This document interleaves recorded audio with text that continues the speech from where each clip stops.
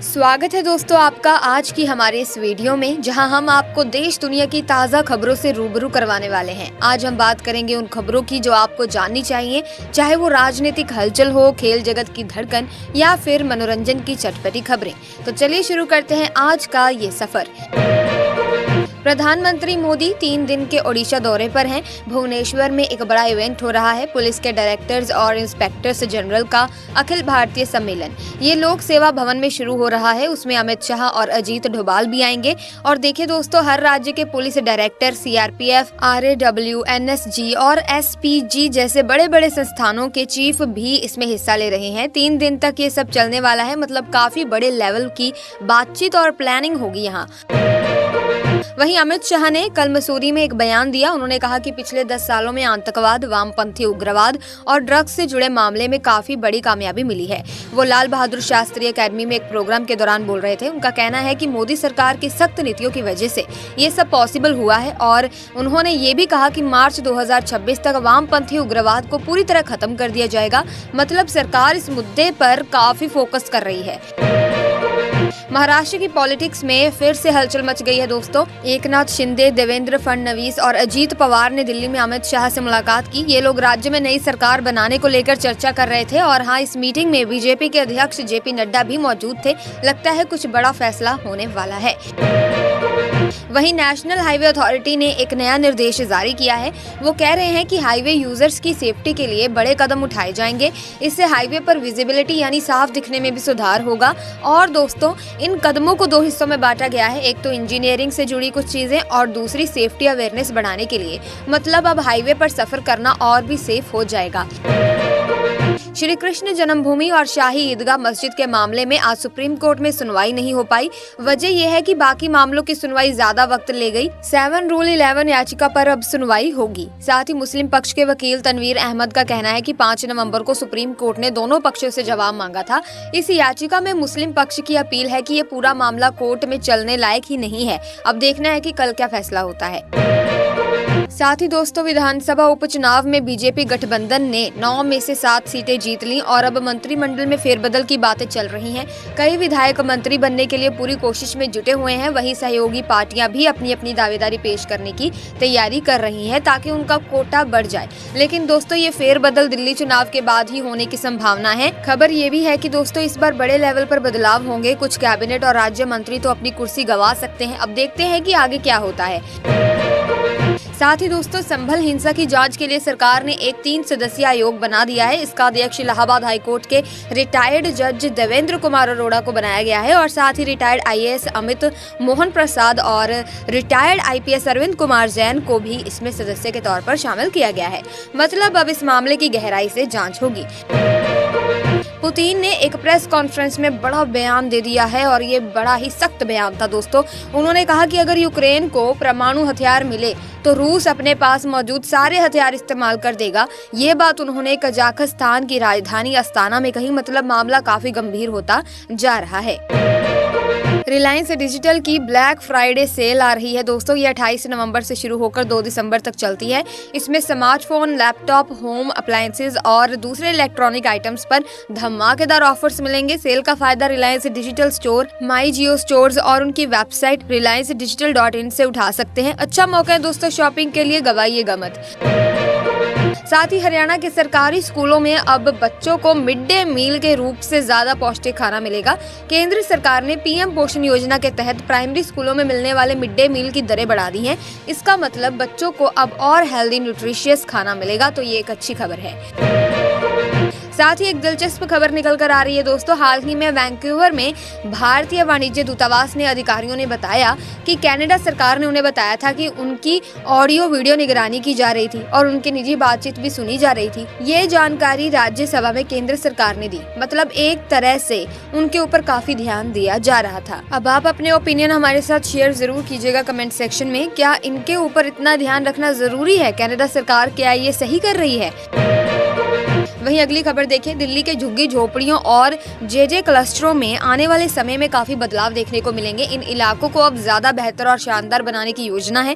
यहाँ सिर्फ आवास और रोजगार ही नहीं बल्कि और भी कई नई सुविधाएं मिलेंगी। दिल्ली विकास प्राधिकरण यानी कि DDA की बैठक में LG VK सक्सेना ने झुग्गी और जे नीति में बड़े बदलावों को मंजूरी दी है, यानी अब इन इलाकों का नया रूप सामने आएगा। साथ ही दोस्तों, दिल्ली की हवा लगातार 5वें दिन भी बहुत ही खराब श्रेणी में रही है, यानी प्रदूषण काफी बढ़ा हुआ है और तो और इस मौसम की सबसे सर्द रात भी दर्ज की गई है। IMD के मुताबिक गुरुवार को दिल्ली का न्यूनतम तापमान 10.1 डिग्री सेल्सियस तक गिर गया था, जो इस समय के हिसाब से बिल्कुल नॉर्मल है, लेकिन हवा की हालत अभी भी ठीक नहीं है।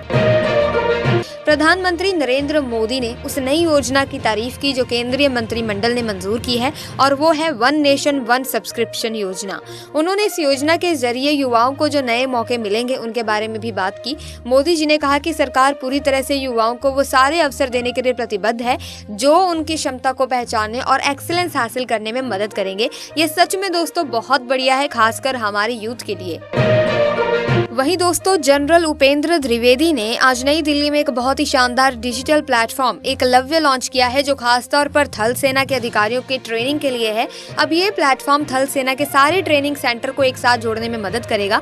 मतलब जो अधिकारी इस प्लेटफॉर्म के जरिए ट्रेनिंग ले रहे हैं उन्हें एक जगह पर कई कोर्सेज के लिए रजिस्टर करने की सुविधा मिल जाएगी।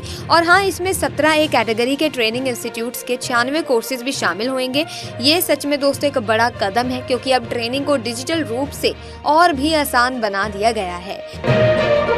केंद्रीय स्वास्थ्य मंत्री जगत प्रकाश नड्डा दिल्ली की आप सरकार पर आयुष्मान भारत योजना लागू न करने का आरोप लगाया है।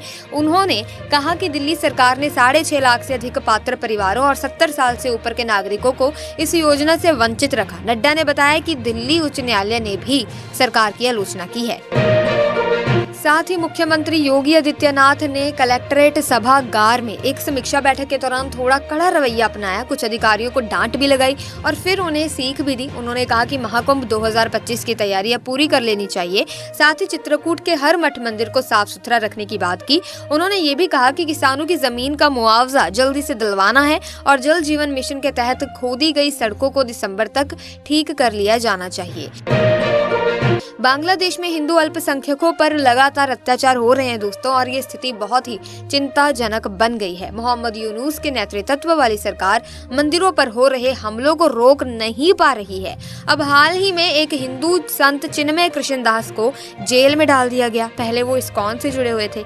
ये सब देखकर सच में दुख होता है कि धार्मिक स्वतंत्रता और सुरक्षा के मामले में हालात इतने खराब हो गए हैं। साथ ही दोस्तों, ICC और इसके सभी सदस्य देश चैंपियन ट्रॉफी 2025 के बारे में वर्चुअल मीटिंग करेंगे, जहां डेट्स एंड प्लेस पर चर्चा होगी। टूर्नामेंट 19 फरवरी से प्रस्तावित है और अब तक इसमें 100 से भी कम दिन बच चुके हैं। ऐसे में सब कुछ फाइनल हो जाना चाहिए था, लेकिन BCCI ने भारतीय टीम को पाकिस्तान भेजने से मना ही कर दिया और पाकिस्तान के हाइब्रिड मॉडल को भी नहीं माना, जिससे यह मामला और भी ज्यादा जटिल हो गया। सो दोस्तों, अगर आप भी अप टू डेट रहना चाहते हैं तो आप हमारे चैनल को सब्सक्राइब करके बेल आइकन को प्रेस जरूर कर सकते हैं, ताकि नए वीडियोस की अपडेट आपको मिलती रहे। इसी के साथ कोरोना के बाद अचानक दिल का दौरा यानी सडन कार्डियो अटैक के मामले तेजी से बढ़े हैं और अब इसके कारणों का पता चल गया है। एम्स में हुए एक बड़े सम्मेलन में एक्सपर्ट्स ने कहा कि आने वाले समय में इस बीमारी की रोकथाम के लिए नई दवाइयां बनाई जाएंगी। ये जानकारी भारतीय फार्माकोलॉजी सोसाइटी के 54वां वार्षिक सम्मेलन में दी गई है। साथ ही पुलिस महानिदेशकों और पुलिस महानिरीक्षकों का वार्षिक अखिल भारतीय सम्मेलन भुवनेश्वर में शुरू होने जा रहा है। इस सम्मेलन में आंतरिक सुरक्षा, जम्मू कश्मीर, खालिस्तान समर्थक तत्वों, साइबर अपराध, AI से जुड़े नए खतरे और ड्रोन के खतरे जैसे मुद्दों पर चर्चा होने वाली है। प्रधानमंत्री मोदी और गृह मंत्री अमित शाह भी इस सम्मेलन में शिरकत करेंगे। उद्घाटन गृह मंत्री ही करेंगे, जबकि प्रधानमंत्री अगले 2 दिनों तक मौजूद रहेंगे और रविवार को समापन भाषण देंगे।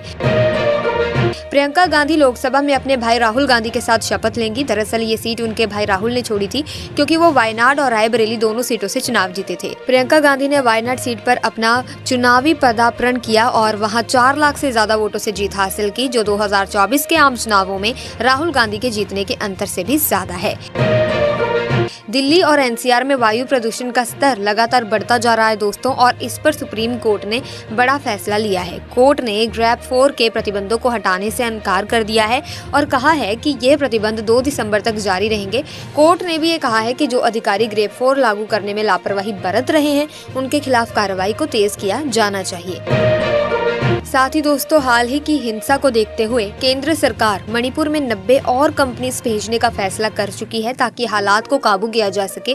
कुलदीप सिंह, जो मणिपुर के सुरक्षा सलाहकार हैं, उन्होंने बताया कि 10,800 अतिरिक्त सैनिकों को मणिपुर भेजा जाएगा, जिससे वहां तैनात केंद्रीय सुरक्षा बलों की संख्या अब 288 कंपनियां हो जाएंगी। ये कदम जातीय हिंसा को कंट्रोल करने के लिए उठाया गया है। राष्ट्रीय जांच एजेंसी एनआईए ने 28 नवंबर को मानव तस्करी और साइबर धोखाधड़ी के मामलों में 6 राज्यों में 22 जगहों पर छापेमारी की। ये कार्रवाई उन संगठित तस्करी नेटवर्क के खिलाफ थी जो भारतीय युवाओं को दक्षिण पूर्व एशियाई देशों में तस्करी करते हैं। एजेंसी ने बिहार, उत्तर प्रदेश, मध्य प्रदेश, दिल्ली, महाराष्ट्र और पंजाब में 17 संदिग्धों के घरों पर छापे मारे। इन संदिग्धों की पहचान कंबोडिया में काम करने वाले भारतीय एजेंट्स के उप एजेंट, सहयोगियों और रिश्तेदारों के रूप में की गई है, जो भारतीय युवाओं को कंबोडिया में तस्करी करने में शामिल थे। इसी के साथ फिलहाल के लिए आज की इस वीडियो में बस इतना ही। आई होप वीडियो इन्फॉर्मेटिव रही होगी। अगर हाँ, तो आप इस वीडियो को लाइक करें, शेयर करें, चैनल को सब्सक्राइब करके बेल आइकन को प्रेस कीजिए ताकि नए वीडियोस की अपडेट आपको मिलती रहे। Thanks for watching.